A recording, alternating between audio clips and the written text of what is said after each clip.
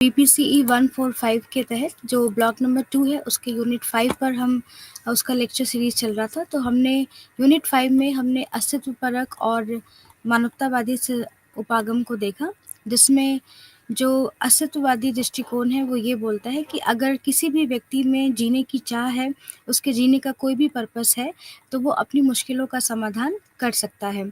और इसमें सबसे बड़े जो मनोवैज्ञानिक थे विक्टर फ्रैंकल ने एक लोगोथेरेपी दी थी इसके अंतर्गत, जिन्होंने ये जो जीवन में अर्थ खोजने पर बल देती है, और उन्होंने ये कहा कि जिसके पास जीने का कारण है वह लगभग कुछ भी सहन कर सकता है। इस प्रकार अर्थ निरूपण महत्वपूर्ण है, जो कि मनुष्य के जीने के लिए प्रेरक शक्ति के रूप में कार्य करता है। और उसके साथ ही साथ उन्होंने कहा कि हर व्यक्ति जो है वो अपने एक्शंस को चूज करने के लिए फ्री है, और वो अपने एक्शंस की पूर्ण रूप से जिम्मेदारी लेता है।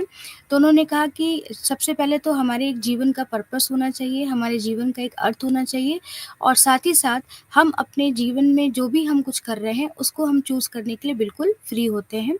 तो ये अस्तित्वपरक सिद्धांत की एक मेन जो हम कह सकते हैं कि दृष्टिकोण था।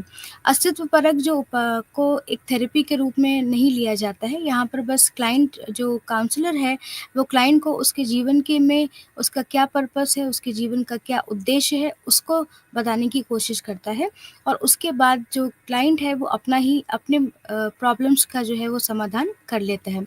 इसके बाद एक और बहुत महत्वपूर्ण चिकित्सा जो है, थेरेपी जो है वो बहुत फेमस हुई, जिसको कि कार्ल रॉजर्स जो है वो लेकर के आए थे, जिसका नाम था व्यक्ति केंद्रित चिकित्सा, और पर्सन सेंटर्ड थेरेपी इसको कहा गया। और 40 के दशक में जो है वो कार्ल रॉजर्स ने इस थेरेपी की नींव डाली थी, और उन्होंने कहा कि उन्होंने एक अपने थॉट्स में ये बोला कि जो भी मनुष्य है, अ, वो क्या किस तरीके का उसका व्यवहार है, उसकी क्या एक्सपीरियंसेस हैं, और वो किस तरीके से अपनी ग्रोथ पर जो है वो ध्यान देता है। इन्होंने इसके ऊपर ध्यान दिया।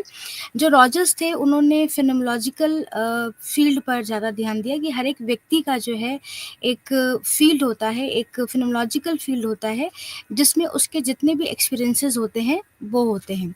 तो ये जो चिकित्सा थेरेपी है, ये जो पर्सन सेंटर्ड थेरेपी है, ये एक भावात्मक उपागम है, यानी कि अफेक्टिव अप्रोच है किसी भी उसके उसके अंदर, मनोविज्ञान के अंदर। और यह उपागमों का एक ऐसा समूह है जिससे मानव के स्वभाव के बारे में हमें व्यक्तिपरक दृष्टिकोण और व्यक्तिगत विकास के लिए प्रेरित करता है। तो यहाँ पर कार्ल रॉजर्स ने ये कहा कि अगर कोई भी व्यक्ति जिसके जो भी एक्सपीरियंसेस है, वो अपने एक्सपीरियंसेस की जानकारी उसको होती है, और ये जो एक्सपीरियंसेस हैं उसको सेल्फ अवेयरनेस लाने में बहुत ही मदद करते हैं। तो रॉजर ने ये कहा कि ये जो सेल्फ अवेयरनेस है, यानी स्वयं की जागरूकता है, ये बहुत ही इम्पॉर्टेंट है, क्योंकि इससे व्यक्ति का जो ग्रोथ है या जो उसकी जो क्षमता है वो इस पर ही निर्भर करती है। व्यक्ति केंद्रित चिकित्सा जो है वो एक फिनोमेनोलॉजिकल अप्रोच है, घटनात्मक उपागम को उपयोग करती है। यहाँ पर जितने भी व्यक्ति के एक्सपीरियंसेस हैं, पर्सनल एक्सपीरियंसेस हैं, उसके ऊपर ध्यान दिया जाता है, क्योंकि व्यक्ति अगर इन एक्सपीरियंसेस को समझ रहा है और आसपास की दुनिया को भी वो अगर समझ रहा है, तो वो एक तरीके से अपने ग्रोथ की तरफ या अपने सेल्फ अवेयरनेस की तरफ क्या होता है, बढ़ता है। यह जो अप्रोच है, ये जो व्यक्ति केंद्रित चिकित्सा है, ये व्यक्तिगत अनुभव या स्वयं से संबंधित जैविक अनुभव व्यक्ति के सीखने, वृद्धि और स्वयं के विकास के लिए महत्वपूर्ण है। कार्ल रॉजर्स ने एक और भी बात कहा कि अगर मैं कोई भी व्यक्ति जैसा है, अगर वो अपने आप को वैसा ही स्वीकार कर लेता है, तो वो अपने आप में पूरी तरीके से अपने आप को बदल सकता है। लेकिन अगर वो अपने आप को स्वीकार ही नहीं कर पा रहा है, हमेशा उससे भाग रहा है, तो इस तरीके का व्यक्ति जो है वो कभी भी कोई भी अपनी प्रॉब्लम्स का सॉल्यूशन जो है वो नहीं निकाल सकता, और ना ही अपने अंदर कोई बदलाव ला सकता है।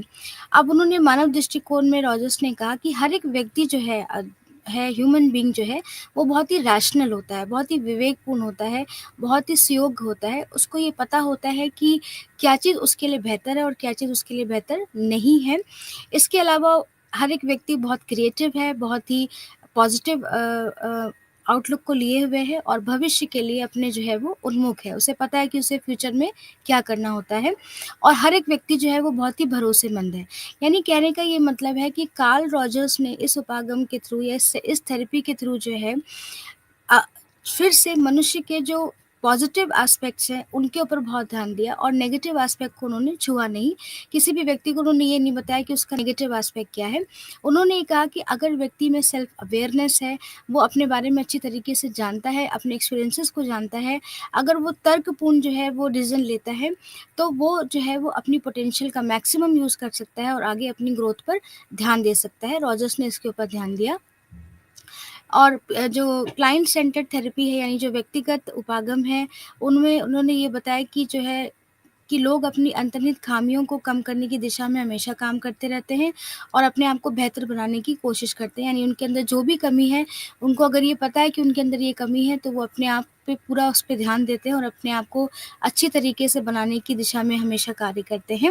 व्यक्तियों की बोध प्राप्त करने की ज़रूरत को मौलिक मानवीय प्रेरक माना गया है और रॉजर्स का ये मानना था कि केवल जो सेल्फ अवेयरनेस जो है, वो हमारी एक तरीके से एक इंटरनल हमारी एक वॉइस है, एक भीतरी आवाज़ होती है, जो उनके लिए सही या सर्वोत्तम के लिए निर्देशित करती है। इन्होंने इसे व्यक्ति की ऑर्गेनिज्म वैल्यूइंग प्रोसेस का, यानी इंडिविजुअल का जैविक मूल्यांकन उन्हें प्रक्रिया कहा। रॉजर्स ने जो है वो सेल्फ एक्चुअलाइजेशन पर बहुत ही बल डाला। उन्होंने कहा कि जो स्वयं का जो बोध होता है, वो बहुत ही हमारे लिए एक मोटिवेशन का काम करता है और हमें कई सारे कार्य को करने के लिए प्रेरित करता है। इन्होंने कहा कि जो हमारा जो सेल्फ है, वो बहुत इम्पोर्टेंट एस्पेक्ट है रॉजर की थेरेपी में, और इसलिए इनकी थ्योरी को हम सेल्फ थ्योरी भी बोलते हैं। उन्होंने ये कहा कि जो सेल्फ है, वो बहुत ही इम्पॉर्टेंट है, जो कि हमारे अनुभव और हमारी वास्तविकता की सबसे महत्वपूर्ण एक तरीके से हमारे लिए वो बहुत ज़रूरी है। यदि समझी गई वास्तविकता और वास्तविकता के बीच असंगति हो, तो उसके परिणामस्वरूप व्यक्ति में कुसमंजस हो सकता है। उन्होंने 2 तरीके से सेल्फ को कैटेगराइज़ किया। एक उन्होंने कहा रियल सेल्फ, यानी कि जिस तरीके के हम हैं, और एक उन्होंने कहा आइडियल सेल्फ, जिस तरीके से हम जो है वो होना चाहते हैं। तो उन्होंने कहा कि डिस्ट्रेस कहाँ से आता है, स्ट्रेस कहाँ से आता है, कब जो है वो एक एंग्ज़ायटी बनती है, कि जब हमारे रियल सेल्फ और हमारे आइडियल सेल्फ के बीच में अंतर आ जाता है बहुत ज़्यादा, और बिल्कुल भी उसमें वास्तविकता नहीं रह जाती है, उसमें असंगति आ जाती है। तो इसके परिणामस्वरूप क्या होता है कि व्यक्ति का जो व्यवहार होता है, वो कुसमायोजन की तरफ जो है वो बढ़ जाता है। तो उन्होंने कहा कि मनोवैज्ञानिक संकट का कारण क्या है? कैसे किसी को साइकोलॉजिकल डिस्ट्रेस होता है? तो उन्होंने यही स्पष्ट करते हुए कहा कि जो वास्तव में हम हैं और हम वास्तव में कैसा महसूस करते हैं, अगर इन दोनों के बीच में बहुत ज़्यादा गैप है, बहुत ज़्यादा ओवरलैपिंग नहीं है, एक-दूसरे से कोई ओवरलैप नहीं है, तो व्यक्ति के जो है में एक बड़ा अंतर आ जाता है उसके रियल सेल्फ और आइडियल सेल्फ में, जिसकी वजह से मनोवैज्ञानिक संकट जो है वो उत्पन्न होता है, और इसको इन्होंने असंगति या इनकॉन्ग्रुएंस कहा। तो इस तरीके से इनकॉन्ग्रुएंस का मतलब उन्होंने कहा कि अगर हमारा रियल सेल्फ बिल्कुल अलग है, यानी जिस तरीके से हम हैं, लेकिन हमने अपने आइडियल को बहुत ज़्यादा बढ़ा करके रखा हुआ है, तो ये दोनों आपस में बिल्कुल भी ओवरलैप नहीं करेंगे, यानी बिल्कुल एक-दूसरे में समाहित नहीं होंगे, बिल्कुल थोड़ा अलग-अलग हमें दिखाई देंगे, और अलग-अलग दिखाई होने की वजह से जो है हमारे अंदर का जो बिहेवियर है वो कुसमायोजित होता जाएगा, और हम कह सकते हैं कि हम जो है एब्नॉर्मैलिटी की तरफ बढ़ना शुरू हो जाएँगे। तो उन्होंने इसको जो है वो एक डायग्राम के थ्रू भी उन्होंने बताने की कोशिश की है कि किस तरीके से हमारा रियल सेल्फ और आइडियल सेल्फ जब अलग-अलग होता है, तो एक इनकॉन्ग्रुएंस या असंगति की स्थिति जो है वो बन जाती है।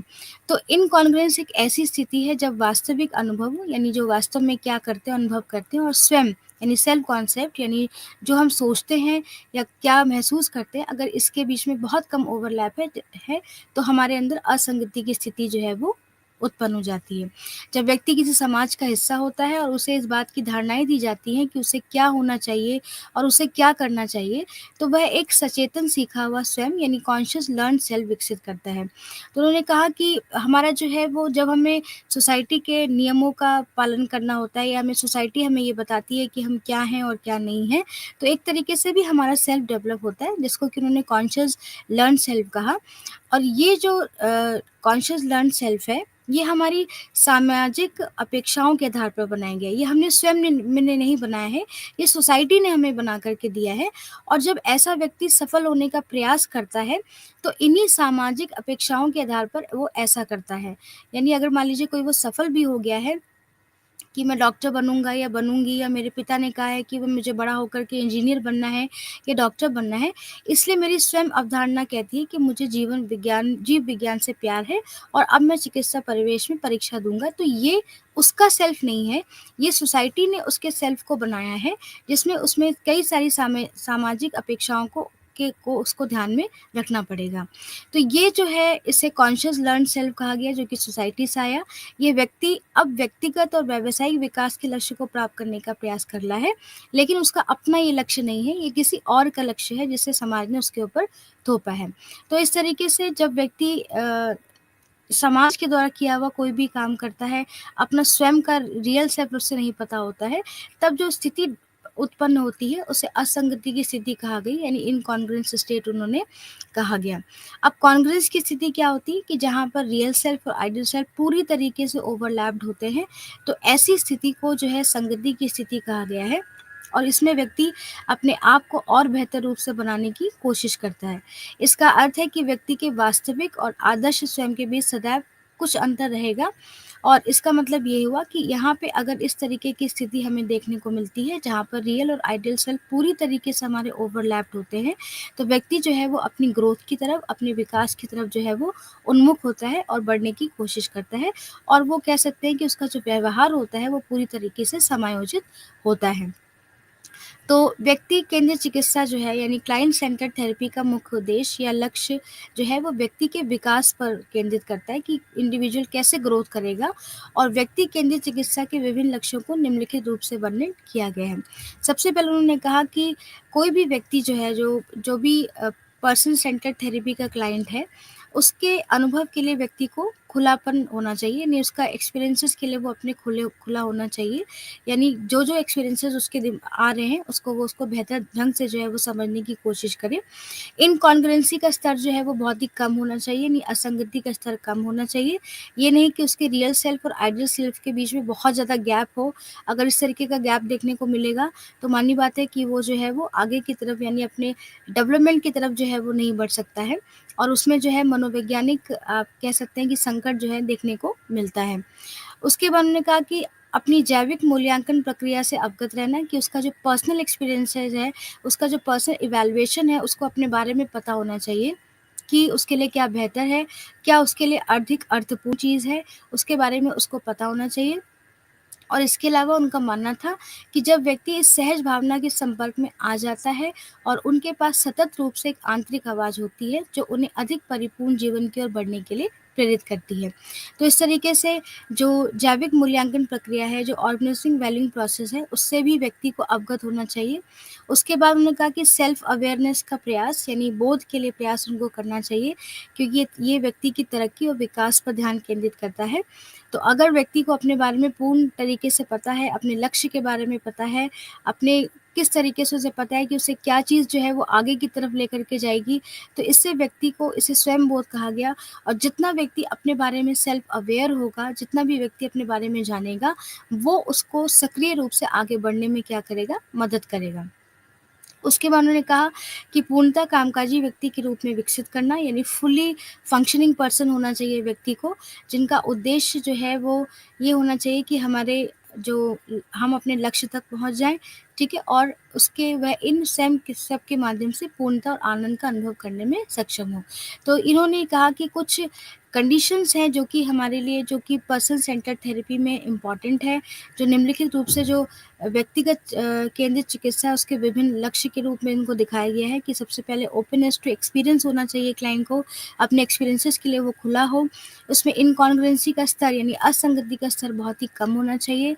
उसे अपने पर्सनल एक्सपीरियंसेस के बारे में बहुत अच्छी तरीके से पता होना चाहिए। सेल्फ अवेयरनेस का लेवल उसका बहुत हाई होना चाहिए, तभी वो अपने आप को आगे समझेगा और आगे बढ़ने की कोशिश करेगा, और वो फुली फंक्शनिंग पर्सन की तरह काम करे, जो कि पूरी तरीके से क्रिएटिव होते हैं, रिस्पॉन्सिबल होते हैं, और ये उनको अपने लक्ष्य तक पहुंचाने में भी क्या करता है, मदद करता है। अब एक परामर्शदाता की क्या भूमिका है अगर व्यक्तिगत केंद्रित अप्रोच को हम देखें या थेरेपी को देखें, तो यहाँ पर जो परामर्शदाता, यानी जो काउंसलर है, उसकी भूमिका कोई निश्चित नहीं होती है। हम कह सकते हैं कि इसमें जो है वो एक पैसिव तरीके से काम करता है काउंसलर, और इसीलिए इसको जो है वो गैर निर्देशित परामर्श के रूप में भी जाना जाता है। इस थेरेपी को एक नॉन डायरेक्टिव काउंसलिंग भी इसमें कहा गया है। इसमें इस चिकित्सा में जो काउंसलर है वो कोई कार्य ऐसा नहीं करता जिसे सीखा या अनुकरण किया जा सकता हो, बल्कि इसे अनुभव किया जाना होता है। इसमें वो क्लाइंट को पूरी तरीके से जो है वो एक ऐसा एनवायरनमेंट देता है जिससे कि क्लाइंट जो है वो खुद ही अपनी समस्या का समाधान करे। जैसे कि क्लाइंट को वो पूरी तरीके से एक्सेप्टेंस देगा, उसे अनकंडीशनल पॉजिटिव रिगार्ड करेगा, कोई भी कंडीशन नहीं लगाता है उसको एक्सेप्ट करने के लिए। साथ ही साथ एक एम्पैथेटिक एटीट्यूड देता है, एम्पैथी देता है क्लाइंट को, और एक जेन्युइननेस यानी कॉन्ग्रुएंसी को बना कर के रखता है, जिससे कि क्लाइंट जो है वो इन सब चीज़ों के साथ अगर रह रहा है, अगर इस वातावरण में रह रहा है, तो वो अपनी समस्या का समाधान खुद ही कर लेता है। इसलिए ये कहा गया है कि अगर व्यक्तिगत केंद्रित अगर हम इस थेरेपी को देखें, तो यहाँ पर काउंसलर की भूमिका एक तरीके से बिल्कुल भी निश्चित नहीं होती है। कोई भी यहाँ पर डायरेक्शनल कोई काउंसलर को कोई डायरेक्शन नहीं दिया जाता है कि इस तरीके से उसे करना है, बल्कि वो पीछे रह कर के इस तरीके का केवल एक एनवायरनमेंट देता है क्लाइंट को, जिससे कि वो अपनी समस्या का समाधान खुद ही कर लेता है। तो जैसे कि क्लाइंट को यहाँ पे उसकी देखभाल करना, उसको सम्मान देना, स्वीकृति करना और उसको समझ दिखाना, इस तरीके के अगर वातावरण क्लाइंट को दिया जाता है, तो वो बहुत ही एक कह सकते हैं कि कंफर्टेबल ज़ोन में रहता है और अपनी समस्या का समाधान करने की खुद ही कोशिश वो करता है। लेकिन काउंसलर की भूमिका यहाँ पर किसी तरीके से कोई निश्चित नहीं होती है। अब चिकित्सा में क्लाइंट का अनुभव जो है वो भी क्लाइंट का अनुभव और परामर्शदाता के दृष्टिकोण ये निर्धारित करते हैं कि चिकित्सीय परिवर्तन का परिमाण और चिकित्सा की सफलता कितनी होगी। तो यहाँ पर जो क्लाइंट है एक तरीके से एक्टिव रहता है, पूरी तरीके से वो अपने सेल्फ को जानने की कोशिश करता है, और जैसे-जैसे समय बीतता है परामर्शदाता और क्लाइंट के बीच को जो है वो संबंध जब बहुत मजबूत हो जाते हैं, तो क्लाइंट जो है वो अपने क्षेत्र को बहुत यानी जो अपने फिनोमिनोलॉजिकल फील्ड है उसको विस्तार से करता है, और अपने स्वतंत्रता को की बढ़ोतरी करके अपने एक्सपीरियंसेस को बढ़ा करके वो जो है अपने प्रॉब्लम को सॉल्व करने की कोशिश करता है। अब यहाँ पे कौन-कौन सी जो है वो टेक्निक्स क्लाइंट सेंटर्ड थेरेपी में हम लोग यूज़ करते हैं। तो सबसे पहला इन्होंने कहा कि चिकित्सा की असंगति या प्रामाणिकता यानी कि जो इनकॉन्ग्रुएंसी है उसको अ, नहीं करना है, यानी कॉन्ग्रुएंस बना कर के रखना है।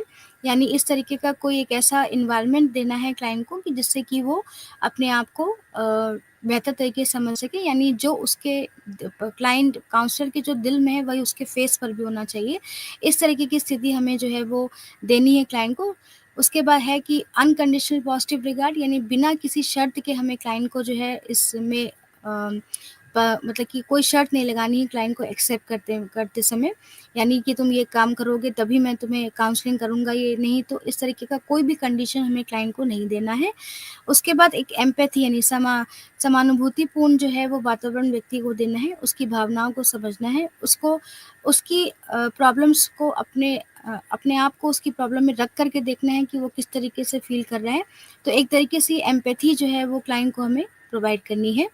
यह 3 शर्तें क्लाइंट और परामर्शदाता क्लाइंट संबंध से संबंधित है। जैसे कि क्लाइंट की असंगति, अगर क्लाइंट के वास्तविक यानी रियल सेल्फ और आइडियल सेल्फ के बीच में गैप है, तो ये जो है वो उसको सेल्फ अवेयरनेस करने में के लिए मौका देती है और इसको आगे बढ़ने के लिए प्रेरित भी करती है। तो क्लाइंट परामर्शदाता संबंध ये बहुत इम्पोर्टेंट है। अगर क्लाइंट का अपने काउंसलर के साथ बहुत अच्छा संबंध बना हुआ है, तो क्लाइंट जो है वो बहुत हद तक अपने आप को सुरक्षित महसूस करता है और अपनी समस्या को सुलझाने की कोशिश करता है और अपने आप को बेहतर तरीके से प्रेरित करने की भी कोशिश करता है। क्लाइंट की धारणा, क्लाइंट जो है वो परामर्शदाता के बेशर्त सम्मान और एम्पैथी को समझने के लिए सक्षम होना चाहिए। तो इस तरीके से ये जो है वो क्लाइंट के लिए 3 शर्तें हैं जो कि यहाँ पर देखने को मिलती हैं। इन शर्तों के अलावा जो है वो पीसीटी ठोस तकनीकों पर निर्भर करता है। जिसमें कि रॉजर ने अपने क्लाइंट्स के लिए किस तरह की प्रक्रिया देते थे, कुछ उसके ऊपर उन्होंने ध्यान दिया। तो गैर विशेषज्ञ भाषा भाषा यानी कहने का मतलब है कि आपको लैंग्वेज जो है वो बहुत ज़्यादा वैसी नहीं रखनी है। जिस भी लैंग्वेज में क्लाइंट अगर कंफर्टेबल है उसी लैंग्वेज का यूज़ करना है। अगर वो हिंदी में बोल रहा है तो हिंदी में ही बात करना है। ये नहीं कि वो हिंदी में बोला और जो है वो काउंसलर इंग्लिश में अगर बोल रहा है, तो वो इस तरीके से एक तरीके से कह सकते हैं कि परामर्शदाता और क्लाइंट के बीच का जो संबंध है वो ख़त्म हो जाता है। उसके बाद है निष्कपट वक्तव्य, यानी ये रॉजर्स का क्लाइंट को उसके वास्तविक विचारों से परिचित कराने और जागरूक कराने का तरीका था। इसमें क्लाइंट को इस बारे में भी जागरूक करना शामिल है कि वे वास्तविक हो और अपनी वास्तविक प्रतिक्रिया को साझा करें।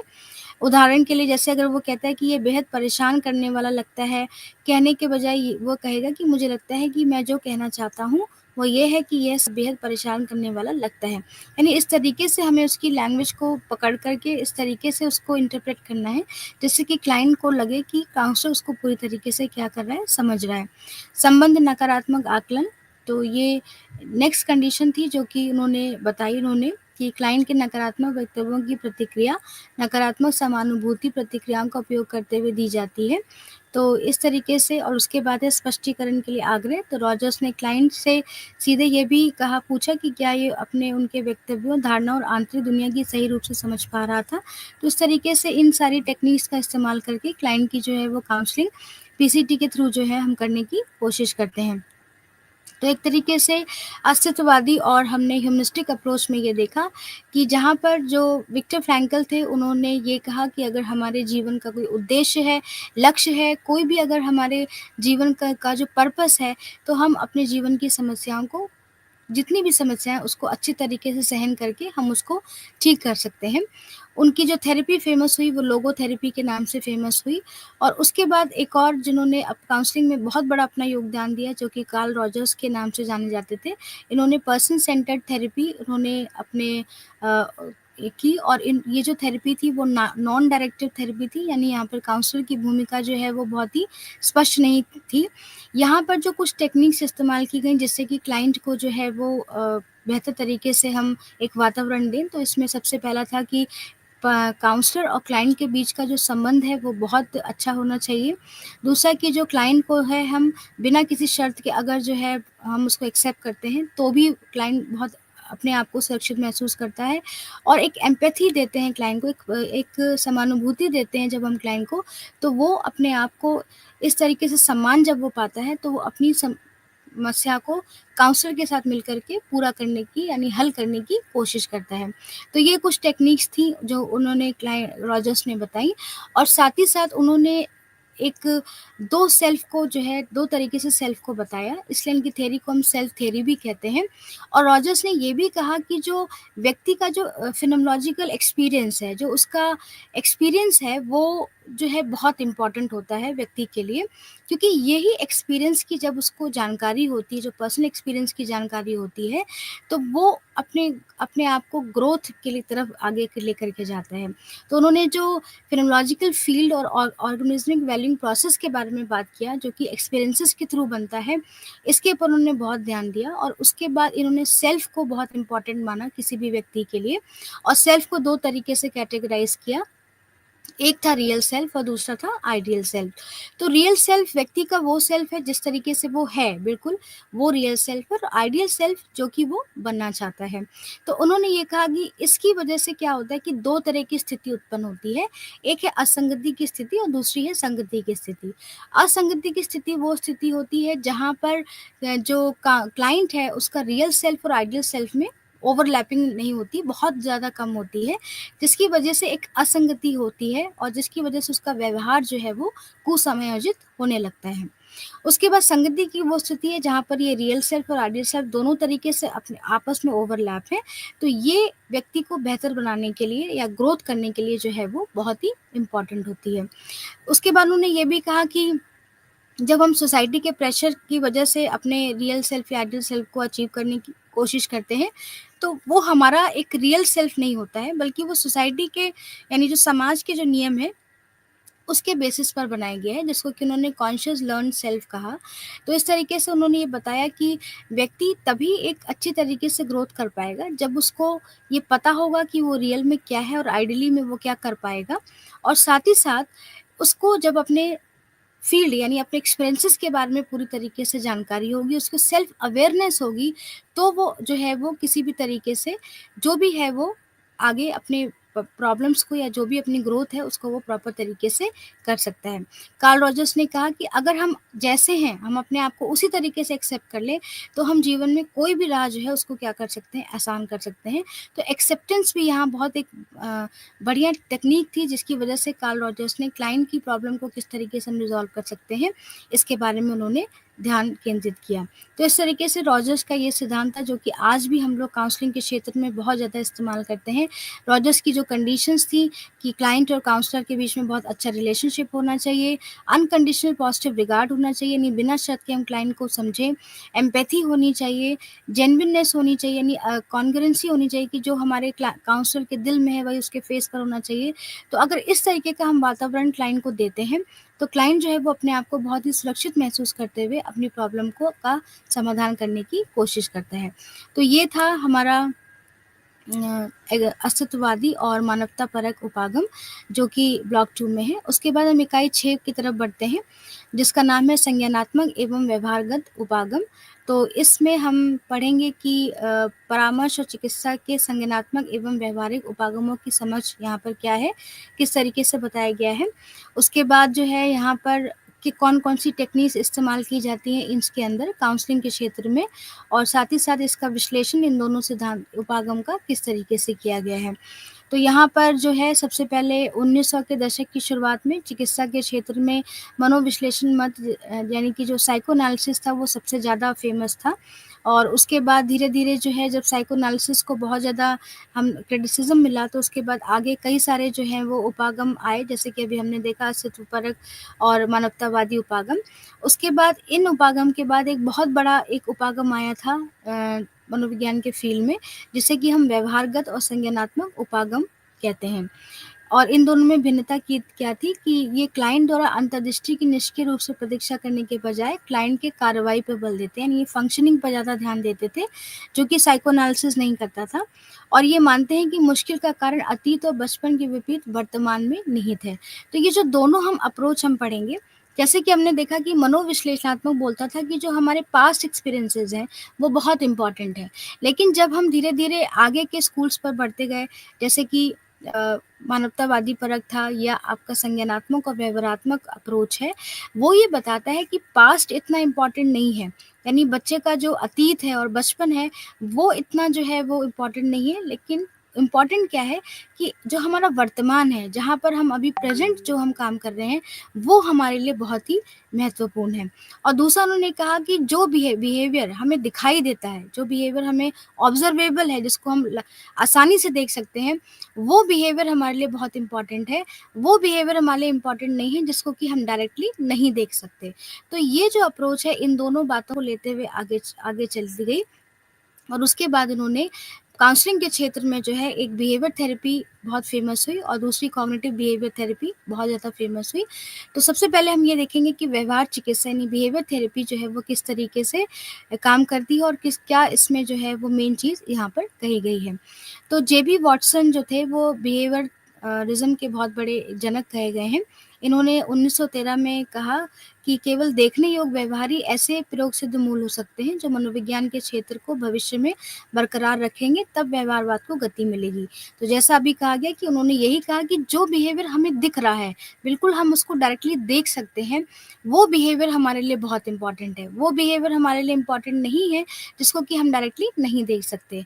तो 1950 और 1960 के दशक में विश्व भर के मनोवैज्ञानिकों ने एक साथ ऐसे चिकित्सीय उपागम विकसित करने शुरू किए जो अधिगम सिद्धांतों पर निर्भर थे।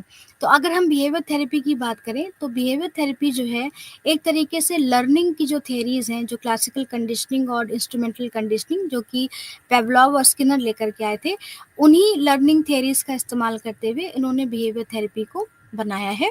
वाटसन ने इसको इंट्रोड्यूस किया था 1930 में, और इसकी जितनी भी टेक्निक्स हैं, जैसे कि सिस्टमैटिक डिसेंसिटाइजेशन और ये सब जो है टोकन इकोनॉमी, ये सब इतनी ज़्यादा फेमस हुई आगे जा कर के, जिससे कि क्लाइंट की समस्या का जो है वो समाधान किया। तो यहाँ पर हम देखेंगे कि जब जो भी हम बिहेवियर थेरेपी यानी जो व्यवहार चिकित्सा हम जो पढ़ेंगे, ये 2 लर्निंग प्रिंसिपल्स को लेकर के चलती है और उसी से ही ये पूरी थेरेपी जो है वो बनाई गई है। तो एक थी हमारी क्लासिकल कंडीशनिंग, जो कि इवान पेवलॉव लेकर आए थे, और दूसरी थी हमारी इंस्ट्रूमेंटल कंडीशनिंग, जो कि स्किनर ने हमें इंट्रोड्यूस किया था। अब व्यवहार चिकित्सा की पूर्व धारणाएँ ये देखना ज़रूरी है कि ये किस असम्पशन्स को फ़ॉलो करती हैं।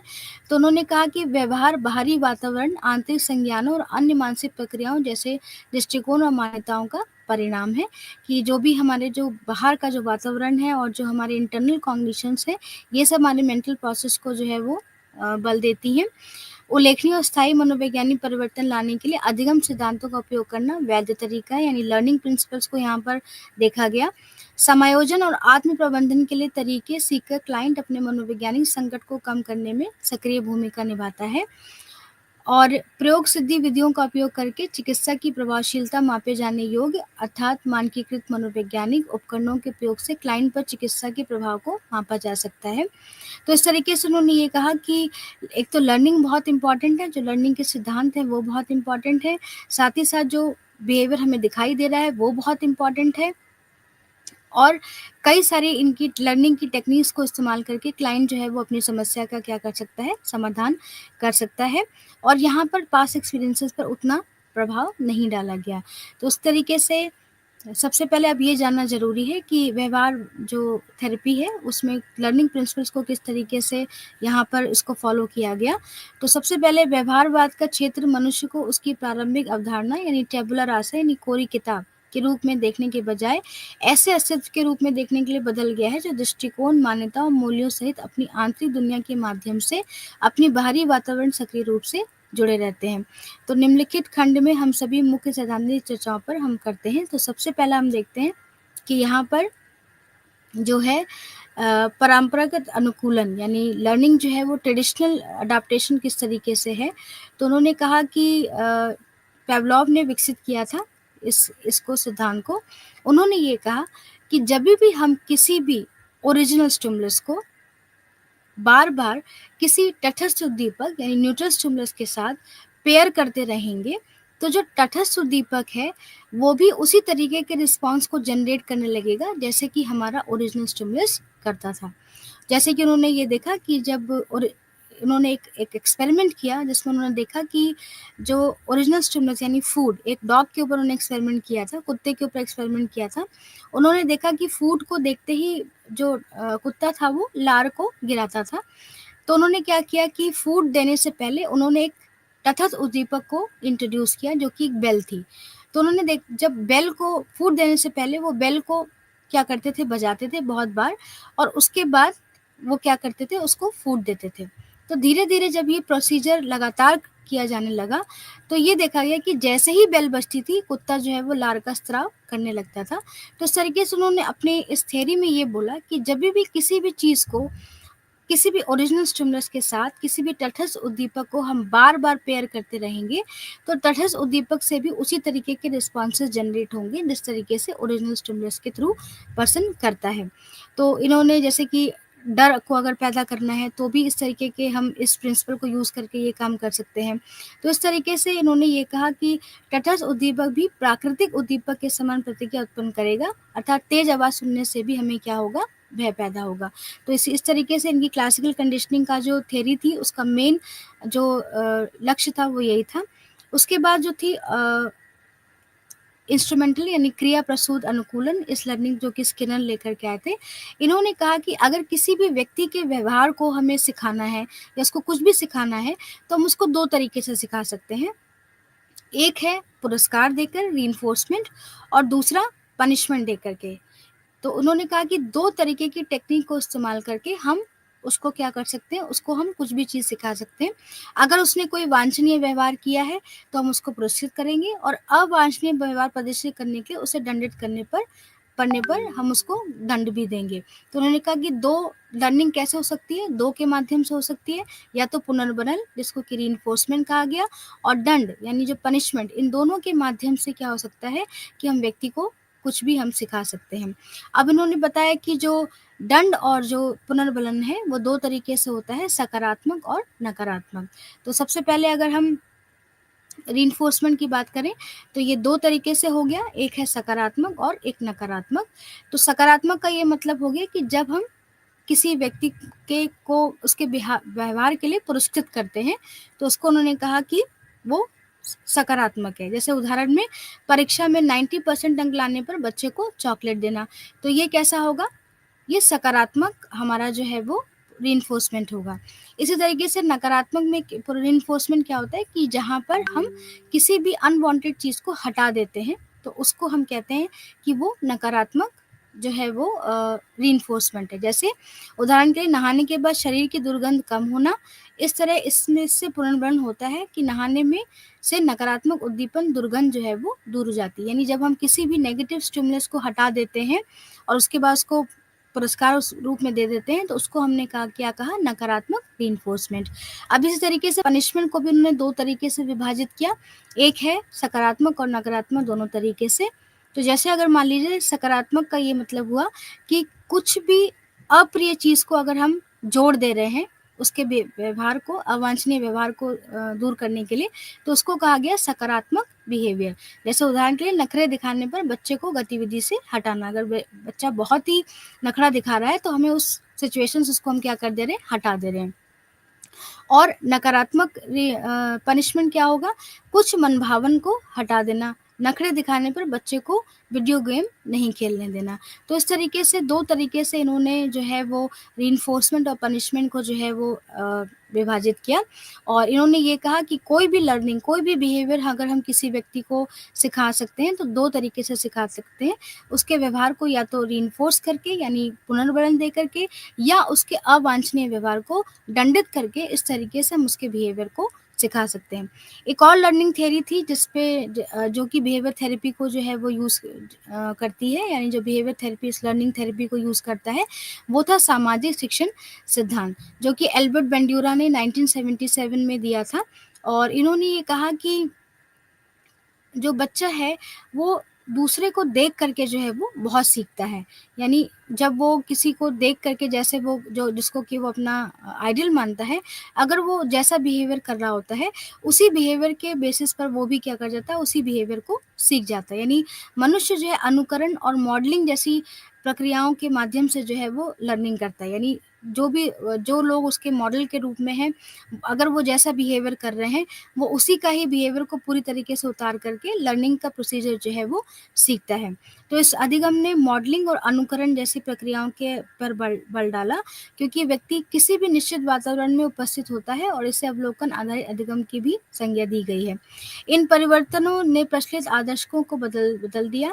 प्रचलित आदर्श में माना जाता था कि पर्यावरण बच्चे पर असर डालते हैं, जबकि अब पर्यावरण और व्यक्ति के बीच में पारस्परिक संवाद स्वीकार किया गया। तो इस तरीके से बिहेवियर थेरेपी को समझने के लिए 3 जो है लर्निंग के प्रिंसिपल्स पर ध्यान दिया गया, जिसमें पहला था क्लासिकल कंडीशनिंग, जो कि इवान पावलोव लेकर आए थे, जिसमें उन्होंने ये कहा कि जब किसी भी प्राकृतिक उद्दीपक के साथ तटस्थ उद्दीपक को हम बार-बार जो है वो उसके साथ पेयरिंग करेंगे, तो जो तटस्थ उद्दीपक है वो प्राकृतिक उद्दीपक के समान ही क्या करने लगेगा, प्रतिक्रिया देने लगेगा। क्रिया प्रसूत अनुकूलन में ये कहा गया कि किसी भी व्यवहार को अगर हमें सिखाना है, तो हम 2 तरीके से सिखा सकते हैं। अगर कोई वांछनीय व्यवहार किया गया है तो उसको रीइंफोर्समेंट दिया जाए, लेकिन अगर कोई अवांछनीय व्यवहार किया गया है तो उसको पनिशमेंट दिया जाए। उसके बाद सामाजिक शिक्षण सिद्धांत है, जो कि सोशल ऑब्जर्वेशन लर्निंग पर है। उन्होंने 2 तकनीकों का इस्तेमाल किया कि मनुष्य जो है वो किसी का भी अनुकरण करके या मॉडलिंग करके जो है वो किसी भी व्यवहार को क्या कर सकता है, सीख सकता है। तो इस तरीके से लर्निंग प्रिंसिपल्स को यूज़ किया गया। उसके बाद क्लाइंट और परामर्शदाता चिकित्सक की क्या भूमिका है बिहेवियर थेरेपी में। तो इन्होंने ये कहा कि चिकित्सा के दौरान चिकित्सक की भूमिका एक शिक्षक और आदर्श की होती है। सूचना संग्रह, हस्तक्षेप योजना तैयार करना और चिकित्सा के परिणामों को लगातार प्रयोग सिद्ध सत्यापन के अधीन करना उनके काम में शामिल होता है। तो यहाँ पे एक तरीके से जो काउंसलर होता है वो एक एज अ टीचर की तरह अपने आप को व्यक्त करता है, और क्लाइंट की समस्या को समाधान करने की कोशिश करता है उसके साथ मिलकर के। सूचना संग्रह की प्रक्रिया के लिए चिकित्सक से अपेक्षित होगा कि वह क्लाइंट से समस्याएं प्रस्तुत करने का अनुरोध करे, उन्हें स्पष्ट करे और क्लाइंट के साथ परिणामी व्यवहार को समन्वय करें, जिससे प्रस्तुत किए जाने वाली समस्याएं कम होंगी और ऐसा चिकित्सा परिवेश तैयार होगा जिससे परिणामी व्यवहार हासिल हो जाएगा। अब चिकित्सा में क्लाइंट की क्या भूमिका है, तो इसमें जो क्लाइंट बिल्कुल जागरूक तरीके से भागीदार करता है, इसमें वो उसके साथ मिलकर के, काउंसलर के साथ मिलकर के अपनी समस्या को बताता है और समस्या का समाधान करने की कोशिश करता है। और इसमें आत्म-निगरानी के माध्यम से चिकित्सीय कार्य में वो भाग लेता है। क्लाइंट और परामर्शदाता के बीच का संबंध भी बहुत महत्वपूर्ण है, क्योंकि ये तो जितनी भी हमने थेरेपीज़ देखी हैं, उसमें ये सबसे इम्पोर्टेंट एस्पेक्ट है कि जब तक काउंसलर और क्लाइंट का जो है वो अच्छा नहीं होगा, रैपो नहीं होगा, उन दोनों के बीच में सहयोग नहीं होगा, तब तक जो है वो हम किसी भी थेरेपी को या किसी भी उसकी प्रॉब्लम को जो है वो हम प्रॉपर तरीके से नहीं सुलझा पाएँगे। तो इस तरीके से क्लाइंट और परामर्शदाता के बीच का जो संबंध है वो गर्मजोशी और समानुभूति का होना चाहिए, दोनों एक-दूसरे को समझें। उसके बाद किन-किन तकनीकों का इस्तेमाल किया गया है इसके अंदर, तो इसमें सबसे पहला है विश्रांति प्रशिक्षण। तो सबसे पहले यहाँ पर एक रिलैक्सेशन टेक्निक सिखाई जाती है बिहेवियर थेरेपी में। इसमें किया जाता है कि जितनी भी फ्रॉम सर से लेकर के पैर तक की जितनी भी मांसपेशियाँ हैं, उसको रिलैक्स किया जाता है प्रॉपर तरीके से। क्लाइंट्स को प्रारंभ में व्यापक निर्देश दिए जाते हैं, फिर उनसे स्वयं व्यवहार की अपेक्षा की जाती है। इसमें विश्रांति जो प्रशिक्षण होता है, रिलैक्सेशन जो ट्रेनिंग होती है, वो 4 से 8 घंटे की होती है और इसमें जो है क्लाइंट के हर एक मसल्स को क्या किया जाता है, प्रॉपर तरीके से रिलैक्स किया जाता है, क्योंकि जब वो रिलैक्स होगा, तभी वो अपनी प्रॉब्लम को अच्छी तरीके से बता पाएगा। उसके बाद है भूमिका निर्वाह।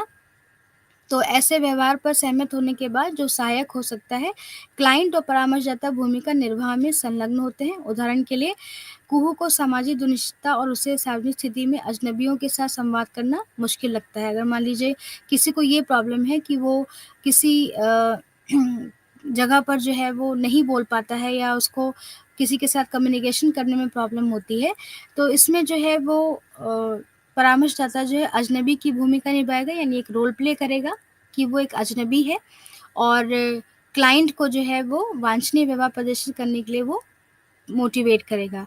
तो उसके बाद क्या होगा कि एक तरीके से काउंसलर यहाँ पर रोल प्ले करता है, जिस भी प्रॉब्लम को लेकर के क्लाइंट आया है, तो वो रोल प्ले के माध्यम से उसको सॉल्व करने की कोशिश करता है कि मैं अगर मान लीजिए आपको किसी से कम्युनिकेट करने में प्रॉब्लम हो रही है, किसी भी अजनबी से आप बात नहीं कर पा रहे, तो वो उसी अजनबी का जो है वो क्या करेगा, रोल प्ले करेगा और क्लाइंट को रिलैक्स करके उसको उस अजनबी से धीरे-धीरे करके कम्युनिकेट करने के लिए उसको प्रेरित करेगा। तो भूमिका निर्वाह में क्लाइंट को चिकित्सा के सुरक्षित वातावरण में स्वयं को तनाव लाने वाली स्थिति में डालने में सक्षम करता है और इस तरीके से उसको प्रॉब्लम उसकी रिज़ॉल्व करने की कोशिश करता है। वर्गीकृत कार्य सौंपन, तो यहाँ पर जो है वो एक तरीके से होमवर्क दिया जाता है, कार्य को सौंपा जाता है इस तकनीक के द्वारा, जिससे कि दोनों लोग मिल कर के जो है वो काम करें। तो यहाँ पर अगर रोल प्ले जैसे ऊपर अभी हमने देखा, तो अगर क्लाइंट जो काउंसलर जो है वो पहले क्या बोलते हैं, एक अजनबी बन जाएगा, उसके बाद इसी को क्या करेगा, वो रिवर्स कर देगा। जब क्लाइंट पूरी तरीके से सक्षम हो जाएगा, तो वो क्लाइंट जो है वो रोल प्ले निभाएगा जो कि काउंसलर करता था। इस तरीके से दोनों एक-दूसरे को अलग-अलग कार्य सौंप करके इस तरीके की प्रॉब्लम को रिज़ॉल्व करने की कोशिश करते हैं। उसके बाद है गतिविधि निर्धारण। इसमें दैनिक दिनचर्या गतिविधि सूची को बनाया जाता है। क्लाइंट को संरचना प्रदान करने के लिए चिकित्सक और क्लाइंट मिलकर इसे बनाते हैं। इसमें उद्यम चिंतित क्लाइंट को उसकी प्राथमिकता कार्यों के बारे में जागरूक होने और उनके लिए परामर्शदाता के प्रति जवाबदेह होने में सहायता मिलती है। इससे तनावग्रस्त क्लाइंट दोबारा निष्क्रिय होने और पस्त होने से भी बच जाता है। तो यहाँ पर दोनों एक-दूसरे के लिए जो है वो दिनचर्या बनाते हैं, सूची बनाते हैं कि हमें क्या-क्या काम किस-किस तरीके से हमें टाइमली करना है। प्रसन्नता मूल्यांकन, यह तकनीक सकारात्मक पुनर्वलन से प्राप्त प्रसन्नता पर निर्भर होती है। चिकित्सक क्लाइंट से ये चार्ट करने के लिए कहता है कि वांछित व्यवहार करने से पहले वह कितनी प्रसन्नता का अनुमान लगाता है और वांछित व्यवहार करने के बाद वह वास्तव में कितनी प्रसन्नता महसूस कर रहा है। तो उसका एक चार्ट एक तरीके से बनाना है उसको।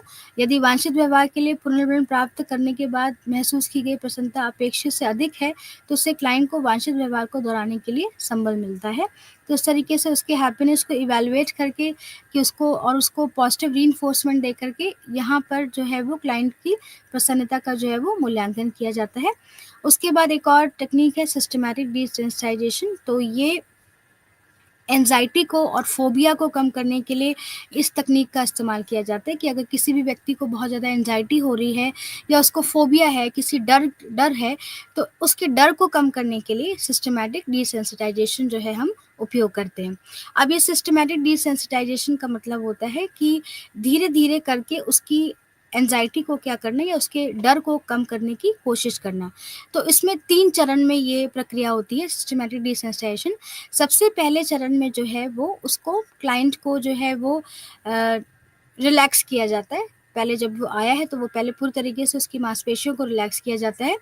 उसके बाद उसको एक जो भी जिस चीज़ की भी उसको एंग्ज़ायटी है, जिस चीज़ से भी उसको फ़ोबिया है, तो उसकी एक सूची बनाने को उसको कहा जाता है 1 से लेकर के 10 तक, यानी जब उसको बहुत कम एंग्ज़ायटी हो रही है वो स्थिति, और जब उसको बहुत ज़्यादा एंग्ज़ायटी हो रही है वो स्थिति। जैसे कि उदाहरण के रूप में ये देखा जाए कि किसी व्यक्ति को अगर मान लीजिए 15 दिन के बाद कोई अपना प्रेज़ेंटेशन देना है, लोगों के सामने उसको बोलना है, तो अब उसको क्या होगा, उसको एंग्ज़ायटी हो रही होगी, तो उसको क्या किया जाएगा, एंग्ज़ायटी की सूची बनाने को कहा जाएगा कि अगर मान लीजिए 15 10वां मान लीजिए पहला दिन है, 15 दिन का पहला दिन है, तो उसको बहुत कम एंग्ज़ायटी होगी, तो वो नंबर 1 पे आ गया।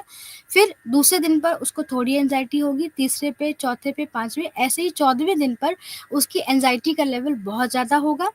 15वें दिन के प्रेजेंटेशन के 4 घंटे पहले उसको एंग्ज़ायटी का लेवल बहुत ज़्यादा होगा। तो इस तरीके से क्या किया जाता है, क्लाइंट को कहा जाता है कि आपको जो भी एंग्ज़ायटी हो रही है, उसकी एक आपको क्या करना है, सूची बनानी है। सबसे कम खतरनाक से सबसे अधिक खतरनाक के अनुक्रम के अनुसार उसको क्या करना है, सूची बनाना है।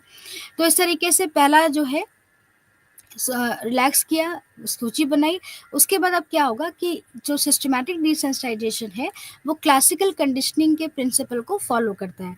तो यहाँ पर हम क्या करेंगे, जब उसने सूची बना दी है, तो अब उसको हर एक सूची के में सबसे मान लीजिए सबसे जो पहले हमने लिया कम खतरनाक इवेंट, और उस इवेंट को हम क्या करेंगे, रिलैक्सेशन टेक्निक के साथ हम उसको पेयर करेंगे।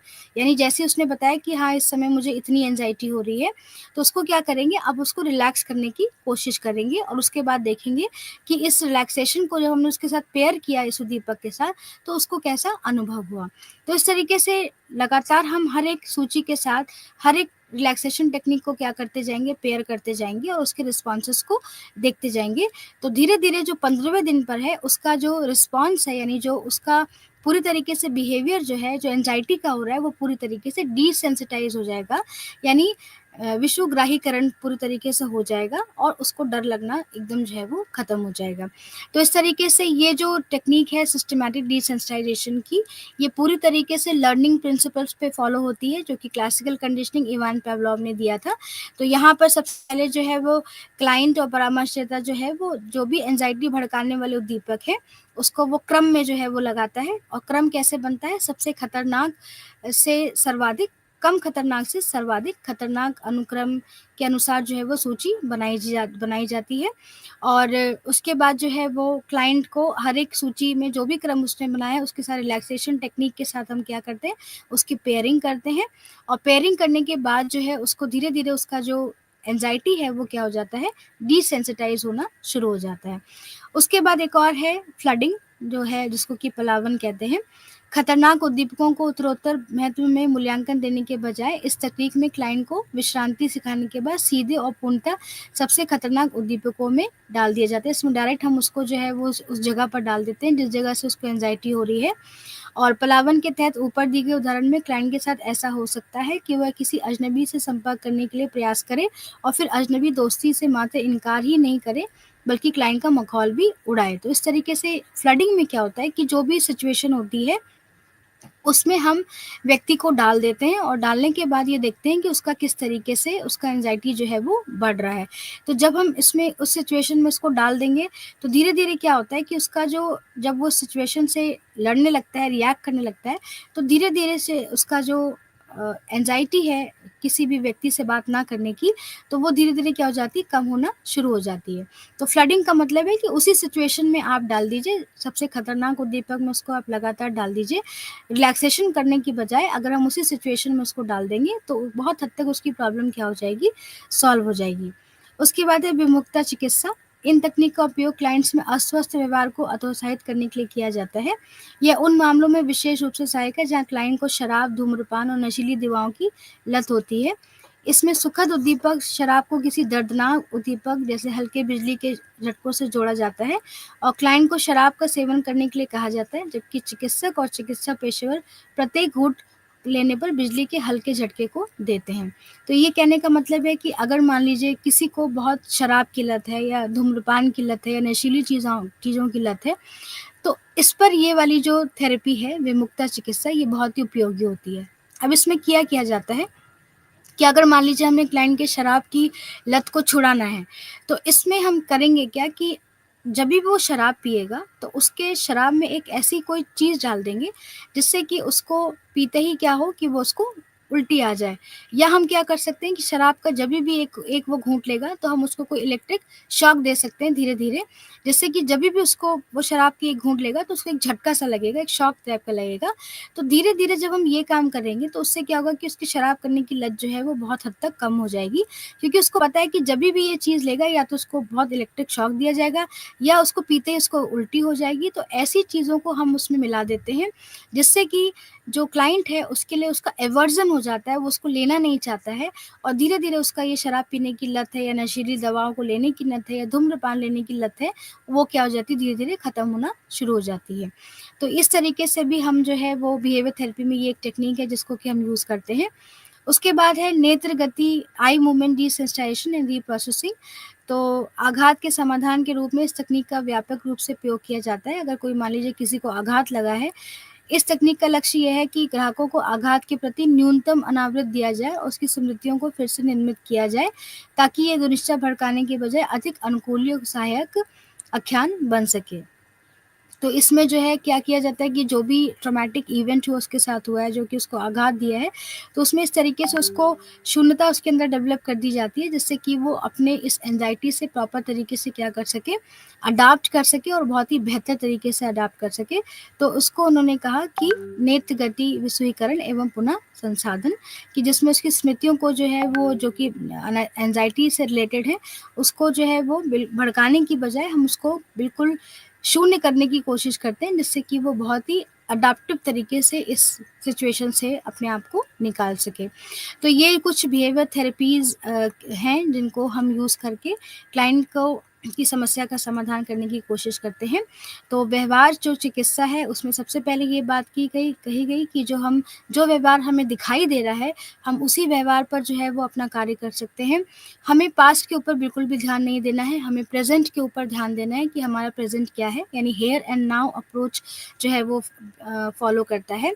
बिहेवियर थेरेपी जो है वो 2 तरीके या 3 तरीके के लर्निंग प्रिंसिपल्स को फ़ॉलो करती है, जिसमें से पहला था इवान पावलोव का क्लासिकल कंडीशनिंग जो है सिद्धांत है, उसको फ़ॉलो करती हुई दिखाई दी, जिसमें उन्होंने कहा कि कोई भी ओरिजिनल स्टिमुलस को आप न्यूट्रल स्टिमुलस के साथ पेयर करेंगे, तो न्यूट्रल स्टिमुलस भी वही प्रक्रिया देने लगेगा। उसके बाद स्किनर का जो क्रिया प्रसूत लर्निंग थी, जिसमें उन्होंने ये बताया कि हम किसी भी व्यक्ति के व्यवहार को रिवॉर्ड और पनिशमेंट के थ्रू सिखा सकते हैं। सोशल लर्निंग थ्योरी में ये बताया गया कि मनुष्य है जो है वो अनुकरण करके और मॉडलिंग्स के थ्रू जो है वो कई सारे लर्निंग प्रोसीजर को सीख लेता है। अगर जिसको भी वो मॉडल मान रहा है, अगर मान लीजिए उसको भय का रिस्पॉन्स दिखा रहा है, तो उसके अंदर भी वो भय का रिस्पॉन्स क्या होगा, जनरेट होने लगेगा। इस तरीके से बिहेवियर थेरेपी में को जो है वो आज के टाइम पर बहुत यूज़ किया जाता है और उसकी कुछ जो टेक्निक्स हैं वो बहुत ही इम्पोर्टेंट है क्लाइंट को के ऊपर उसके जो भी अनडिज़ायरेबल बिहेवियर है उसको मॉडिफ़ाई करने के लिए, कि जो भी वो अवांछनीय व्यवहार कर रहा है उसको कैसे हम वांछनीयता की तरफ लेकर के जाएँ। बिहेवियर थेरेपी का यही उद्देश्य होता है। इसमें जो सबसे पहली टेक्नीक है वो है रिलैक्सेशन दिया जाता है क्लाइंट को, उसको रिलैक्स किया जाता है, उसके हर एक मसल्स को रिलैक्स किया जाता है जिससे कि वो अच्छी तरीके से काम कर सके। उसके बाद रोल प्ले के थ्रू भी जो है काउंसलर उसकी इस प्रॉब्लम को रिज़ॉल्व करने की कोशिश करता है। उसके बाद एक दूसरे को ये लोग जो है वो क्लाइंट और काउंसलर जो है वो कार्य सौंपते हैं, जिससे कि एक साथ मिलकर के दोनों लोग काम कर सकें और प्रॉब्लम को रिज़ॉल्व करने की कोशिश किया जा सके। यहाँ पर एक दूसरे रोल जो है वो क्या हो जाते हैं, चेंज हो जाते हैं। अगर काउंसलर मान लीजिए अजनबी का रोल प्ले कर रहा है, तो उसके बाद वो क्लाइंट को जो है उस तरीके का रोल ऑफ़र करता है, तो इस तरीके से ये करके भी यूज़ किया जाता है। उसके बाद गतिविधि निर्धारण के थ्रू दोनों जो है वो क्या-क्या टेक्निक्स और क्या-क्या दिनचर्या सबकी दोनों की होगी, इसका भी दोनों एक-दूसरे के साथ जो है वो डिस्कस करके बनाते हैं और जागरूकता प्रदान करने के बाद समस्या को समाधान करने की कोशिश करते हैं। उसके बाद हैप्पीनेस इवैल्यूएशन के थ्रू कि अगर मान लीजिए उसने कोई भी डिज़ायरेबल बिहेवियर दिया है और अगर हमने उसको पॉजिटिव रिइंफोर्समेंट दिया है तो उसका हैप्पीनेस का लेवल क्या है? क्या उसका हैप्पीनेस का लेवल जितना वो सोचता था उससे भी बढ़ कर के है? तो इसका मतलब ये थेरेपी जो है वो क्या हो जाती है, काम कर जाती है।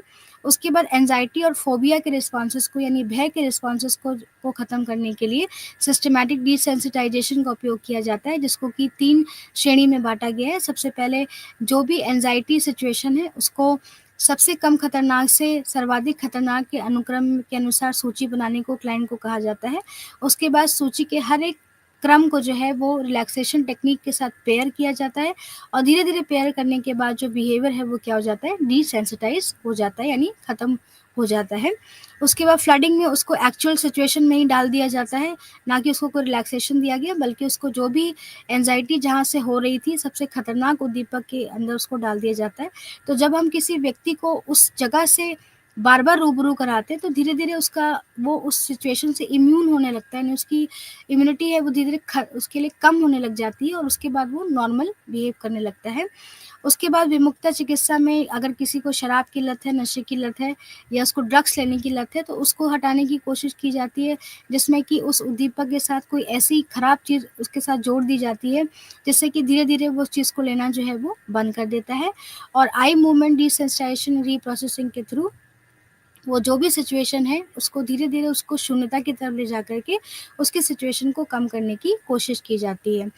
अब अगर इसका मूल्यांकन किया जाए तो अनुप्रयोग व्यवहार चिकित्सा तकनीकों का उपयोग चिंता और दुर्गति, अवसाद, डिप्रेशन के लिए उपयोग किया जाता है, फ़ोबिया के लिए किया जाता है और एंग्ज़ायटी के लिए हम बहुत ज़्यादा यूज़ करते हैं।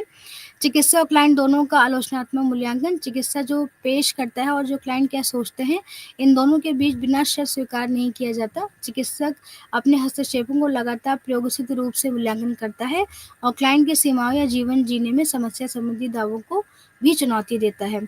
और एक इस तरीके से यहाँ पर चिकित्सक जो है वो पूरी तरीके से एक्टिवली इसमें पार्टिसिपेट करता है, अपने हस्तक्षेप देता है और क्लाइंट की प्रॉब्लम को रिज़ॉल्व करने की कोशिश करता है।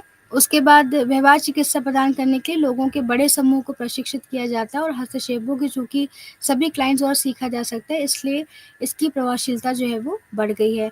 अब उसके बाद कुछ सीमाएँ भी हैं इसकी, तो परामर्शदाता और क्लाइंट के बीच शक्ति असंतुलन या उपागम चिकित्सक को विशेषज्ञ और क्लाइंट को एक छात्र के रूप में देखता है, क्योंकि अभी आप बताया गया कि इसमें जो बिहेवियर थेरेपी में जो काउंसलर होता है एज़ अ टीचर की तरह वर्क करता है। तो टीचर अपने छात्र को यहाँ पर जो है वो सिखाता है, इस तरीके से इसको लिया गया है और जिससे चिकित्सक से सीखना और आत्मसात करना चाहिए। इसलिए चिकित्सीय संबंध में शक्ति या गतिशीलता एक तरफ़ा है। इसका नियंत्रण चिकित्सक के पास ही रहता है। इसके परिणामस्वरूप क्लाइंट इसके लिए बाध्य महसूस कर सकता है कि उसे जो कुछ भी कहा जाए उसे मानना होगा, भले ही वो इसे असहज हो। तो यहाँ पर क्योंकि टीचर है तो मानी बात है कि टीचर की बात स्टूडेंट को सुननी पड़ेगी, चाहे उसे वो अच्छा लगे या ना लगे। तो उस तरीके से जो भी कंट्रोल होता है वो टीचर अपने पास रखता है, काउंसलर अपने पास रखता है।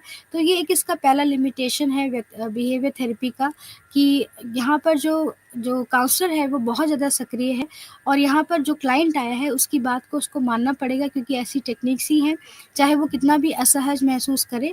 लेकिन इसमें होता क्या है कि क्लाइंट जो है वो कभी-कभी जब सहज नहीं महसूस कर पाता है तो वो जो थेरेपी सेशन होता है उसको वो छोड़ कर के चला जाता है।